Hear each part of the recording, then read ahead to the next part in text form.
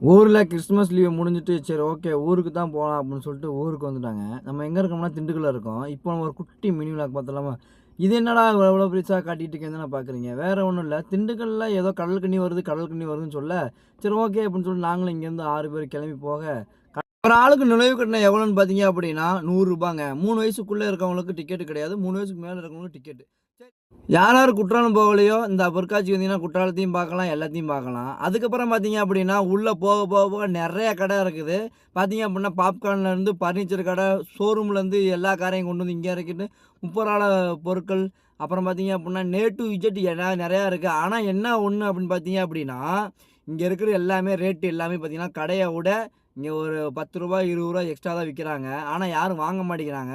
ஆனால் எந்த பிளானில் அதை போட்டிருக்காங்கன்னு எனக்கும் தெரியல. நாங்களும் சுற்றி பார்த்துட்டு அதுக்கப்புறம் சரி ஓகே என்னடா ரேட்டெல்லாம் ஓவராக இருக்கே அப்படின்னு சொல்லிட்டு நாங்களாம் சும்மா வேடிக்கை பார்ப்போம் அப்படின்னு சொல்லிட்டு நாங்களும் அப்படியே போய்கிட்டு இருந்தோம். சரி ஓகே அப்படின்னு சொல்லிட்டு நாங்களும் போய்கிட்டு இருந்த வாக்கில் பார்த்தீங்க அப்படின்னா ஊறுகாய் ஒன்று போட்டிருந்தாங்க பாருங்கள். அதுதான் நிறையா இருந்துச்சு, நல்லா இருந்துச்சு. ஒருவேளை அது வேணால் ட்ரை பண்ணி பாருங்கள், நல்லா இருக்குமான்னு தெரில. அதுக்கப்புறம் பார்த்தீங்க அப்படின்னா ஸ்னோவோ பேய் ஹவுஸ் நிறையா இருந்துச்சு. நீங்கள் எதிர்பார்த்த கடல் கண்ணி இதோ பாருங்கள். கடல் கண்ணி வந்துச்சுன்னு சொல்லி குடுகுடுன்னு ஓட சரி ஓகே வீட்டில் என்ன சொன்னாங்க, கடல் கண்ணி வந்துச்சுன்னு சொன்னாங்க. சரி ஓகே போய் பார்த்தா அப்படி பார்த்தீங்கன்னா எனக்கு ஒன்றும் சரியாக அந்தளவுக்கு கம்ஃபர்ட்டாக இல்லை. சரி ஓகேன்ட்டு வீட்டில் இருக்கவங்க எல்லோரும் என்ஜாய் பண்ணாங்க.